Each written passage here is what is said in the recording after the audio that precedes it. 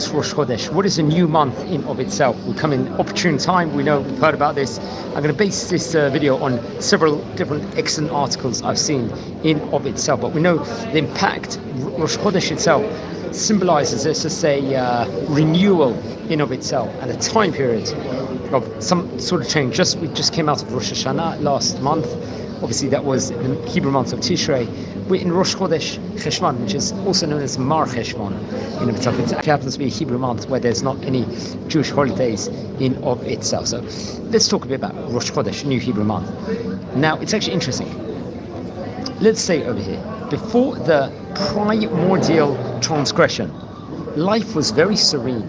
Mankind was in no hurry because death was not a possibility. It was only after Adam and Chava, Adam and Eve, did the sin, that humanity was fated, let's just say, to mortality and the consequential limitations of time. Just using this article, I think, from Rav Dov Lev from Isha Torah. For centuries, the Western world believed that time is absolute. This held true in physics and certainly in philosophy. The concept of viewing time as a subjective, let's just say, dimension was limited to science fiction writings until someone named Albert Einstein, he came along and taught the world differently. The law of relativity demonstrated that time is not absolute and unconditional. Rather, it is a dimension just like space. It can be manipulated and altered. This new idea was very much, let's say, in sync with the philosophy of time that Jewish wisdom has been teaching for millennia. Time is a creation. It is, let's say, you could describe a metaphysical sphere of existence with properties that manifest itself within the physical world. Theoretically, it is possible to go beyond the limitations of time, and certainly feasible to manipulate time somewhat. What does this mean for us in a practical sense? We can argue. So, for example, using the analogy of Memorial Day in the United States of America, that was observed, let's say, on a specific day in May. Why is it chosen on that date? This happens to be because the lawmakers and politicians, they deem themselves this a practical time to commemorate the American nation's fallen soldiers. But there is nothing intrinsic and inherent about this day in particular that makes such commemoration appropriate. A different day could have been chosen just as well. But with Jewish holidays, this isn't the case. The dates of our Chagim festivals are intrinsic to their themes over here. For example, it is not that we celebrate Pesach on the 15th of the month of Nisan, because that happened to be when the Exodus occurred. Rather, the Exodus occurred on that specific date of the 15th of Nisan. Metaphysically, a day of redemption. That's a date itself intrinsically. Such was the case before the Exodus, as we learn about in Sefer Shemot, in the book of Shemot, and continues until current time. Thus, on Pesach, we are not commemorating the Exodus of millennia ago. Rather, we are celebrating the current spiritual mode of the redemption that is metaphysically bound to this important day. The same is true of all of the themes of the Jewish Chagim, the Jewish holidays, respectively. We don't commemorate the past, we live the present to the fullest. And the sanctification of the new moon. One of the great divine gifts bestowed upon the Jewish people was the ability to manipulate time. The Sanhedrin, the great Jewish Supreme Court, was given some elasticity to determine how the Jewish calendar should work out. In its time, the Sanhedrin accepted testimony from witnesses who observed the first sighting of the new moon and thereby determined when the new months should begin. Now, what's this system called in of itself? It's called the Kiddush HaChodesh. People will say Birkat Levana also. It continues for many centuries. However, once the Sanhedrin could no longer operate in the land of Israel, a new approach was needed, and along came famous great rabbi, the scholar and astronomer Hillel, as we learn about inside the Talmud, who formulated a perpetual calendar that is operative until even these times when the Mashiach eventually re-established the Sanhedrin. Now the contemporary calendar, the Western world today uses a Gregorian calendar, obviously a 12-month calendar system based on the Earth's 365 and a quarter day revolution around the sun. Each year, obviously, we know it consists of 12 months, and one additional day is added every 4 years. This calendar, let's just say, in of itself, disregards the new moon, which will invariably be staggered throughout the months. Now, talking about, let's say, the Muslim world, they utilize a lunar calendar, which involves a simple 12-month system following the moon's path around the Earth. This calendar ignores the Earth's revolution around the sun, and therefore the months don't correspond to the seasons of the year. As such, a holiday that occurs 1 year in the summertime can occur in the winter on other years. The Torah system over here is lunar solar. What is that? This means that we base the holidays primarily on the moon, but we manipulate the calendar so that the seasons limit when the holidays can fall. To explain, each month consists 29 to 30 days. Most will consist of 12 months. But every 2 to 3 years, we see a leap year, a Shana Uberet, as they call it, an extra month inside the year is added. Why is this? It's to make sure that Pesach will fall out in the springtime, because it's a Chag Aviv, it's a springtime festival. And God asserts that Passover must occur in the springtime. So Rosh Chodesh, literally, we transliterate it as the head of the month. It marks the start of a new monthly cycle. The first day of the month and the 30th day of the month, for those months have 30 days, will always be Rosh Chodesh, except for the first of Tishrei, naturally, which is known as Rosh Hashanah, which came out last month. And I recommend everyone to looking at the charts pertaining it. Now, heralding Rosh Hashanah, how do we herald it in itself?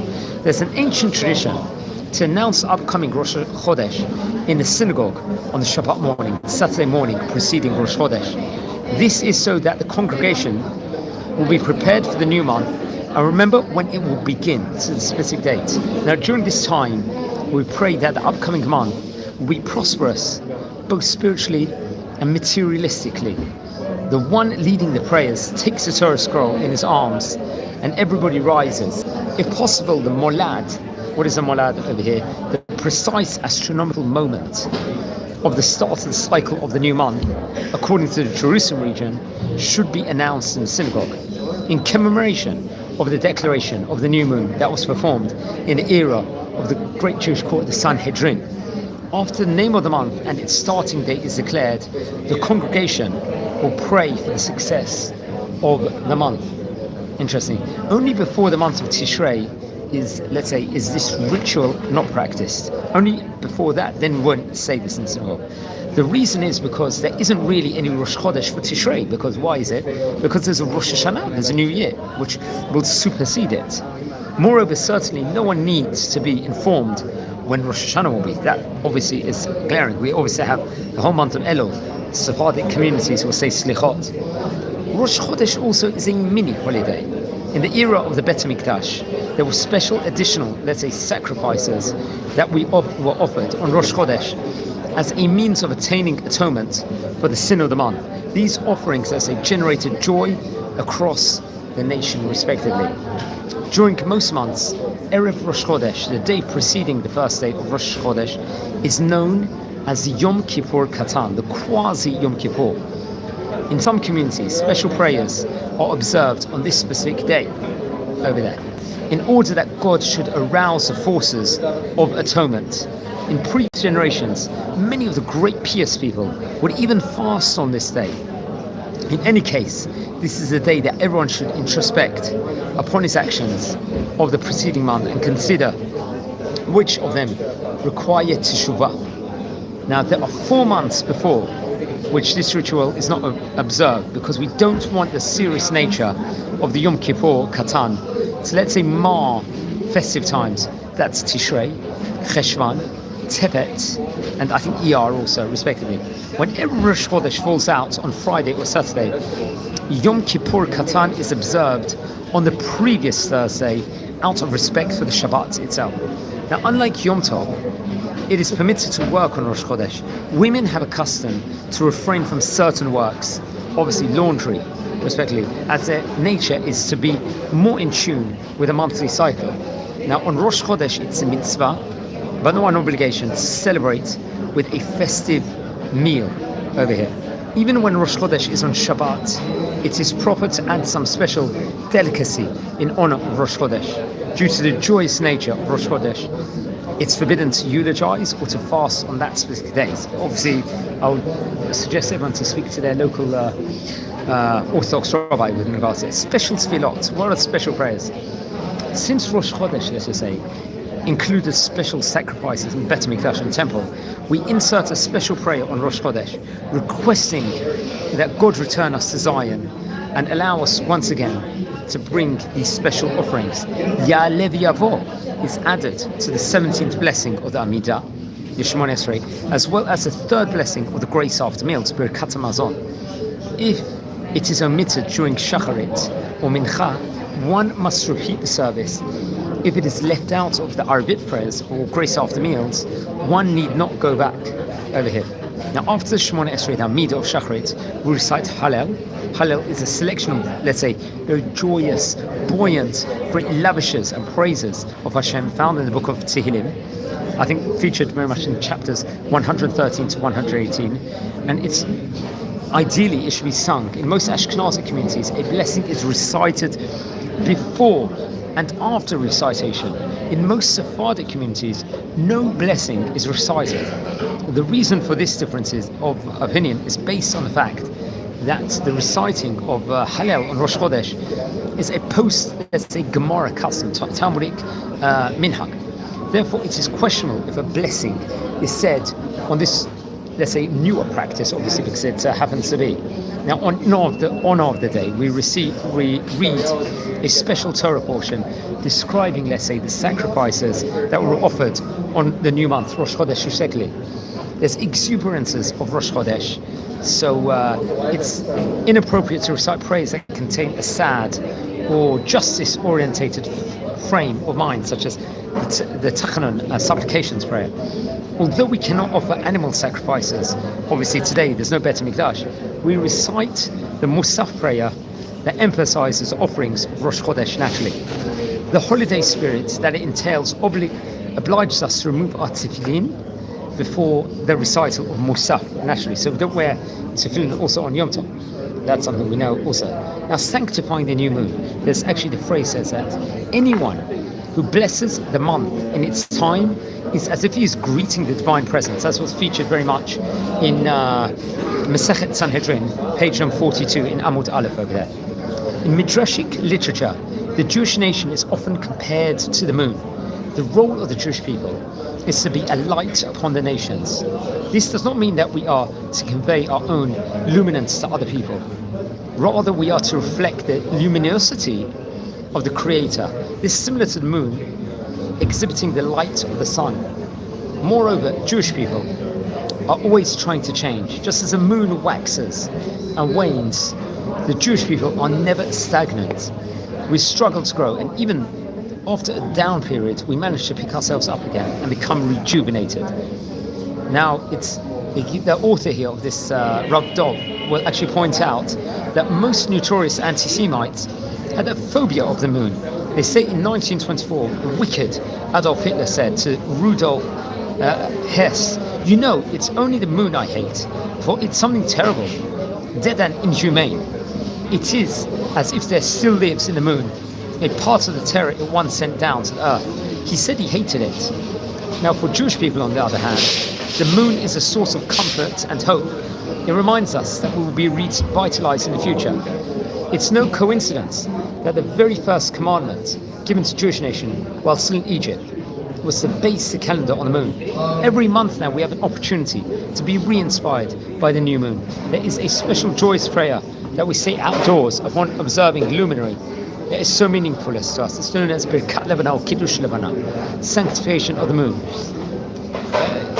So there's also Kiddush HaChodesh, which is done only in earlier times also, so that can't be confused in itself. This blessing is recited at night. while outside. Very interesting enough. It is ideal to recite this blessing on Saturday night, Motzei Shabbat, when the excitement of Shabbat has not yet dissipated. It may not be said before 72 hours have passed since the Molad, the astronomical moment of the start of the cycle of new moon. Before this point, the moon is too small to really appreciate. The blessing may not be said 15 days following the Molad. It says, since the moon is already, let's say, waning, it can hardly be considered new. At that point in time, there's different Mנהגים within regards to Sephardic communities and Ashkenazic practice, when to actually say it, when you can actually start saying it. But it must not be said on Friday night or the night of Yom Tov. And women do not recite this prayer. It was Jewish people that taught the world that prayer can be directed to God and God alone. So be sure that it doesn't look like you're praying to the moon. That's very, very important also. After the blessing, it's customary also to recite various biblical verses that emphasizes God's care for us. Then we greet three of his friends with the expression Shalom Aleichem, peace unto you. In some communities, the service is concluded with joy, singing and dancing, and it's a festive expression of confidence that whatever happens this month, God will be there to give us the support we need. So we've talked about it over here. So we're doing a special video over here talking about the new month, the Hebrew month, because Rosh Chodesh, different practices we've got. So we'll just do a short recap. I'm just recording this actually at the time we're recording from a very good restaurant in the city of Bet Shem. I like to go to different places each time we happen to be recording a presentation. So we happen to be recording a presentation on the new Hebrew month over here. I'll just get my sunglasses on because recording this from the city of Bet Shemesh happens to be very, very hot here inside the city itself at the moment at the time recording. But we're recording about the new Hebrew month because it's a fantastic time over here. So one thing we must not forget to do is to recite the Ya'aleh V'Yavo prayer. And in the Avodah, the Retzei Tefillah, respectively, in the blessing of the Midah, we stated already that we say Hallel from chapters 113 to 118, naturally, and which is very, very important. And there's differences, I think, especially on Rosh Chodesh Tevet to the rest of the year, also within regards to the Hallel Tefillah. Remember Rosh Hashanah, the new year, which is obviously the, let's say, Rosh Chodesh Tishrei, you could say, the great month itself, is different now. What is the Torah portion that we read on Rosh Chodesh? I think it comes actually from the book of Numbers, that's Bamidbar, chapter number 28. We read from verses number 1 to number 15. Why this? Because it includes the sacrifices of Rosh Chodesh. And obviously we mentioned that an additional Musaf Tefillah, the prayer itself, is going to be recited. It's middle blessings, Rosh Chodeshim, after the service. And many would recite also Psalm 104 on Rosh Chodesh. Now it's interesting, if Rosh Chodesh was to fall on Shabbat, on the Sabbath, the regular Shabbat Torah reading is supplemented with a reading of Numbers from chapter 28, that's book of Bamidbar, I think from Parshat Pinchas, from verse number 9 to 15. Now I think the German custom, as they call it, the Yekka community over here, is to sing the half Kaddish preceding Maftir to a special specific tune. That's another extra tidbit in of itself. And the regular Haftorah is replaced by a special Haftorah on Shabbat pertaining to the new Hebrew month of Rosh Chodesh, naturally. Now the central benediction is replaced with an alternative version of Atah Yetzerta. This is on the Shabbat prayers of Rosh Chodesh, of the new Hebrew month, that mentions both the Shabbat and Rosh Chodesh inside this specific tefillah in itself. So we change it from the regular Shabbat, let's say, liturgy in of itself. If Rosh Chodesh though falls on a Sunday, for example, and not on the Shabbat, the special Haftarah of Mahar Chodesh, tomorrow is the new moon, will actually be said. And I think that comes from the first book of Shmuel, or Samuel, respectively.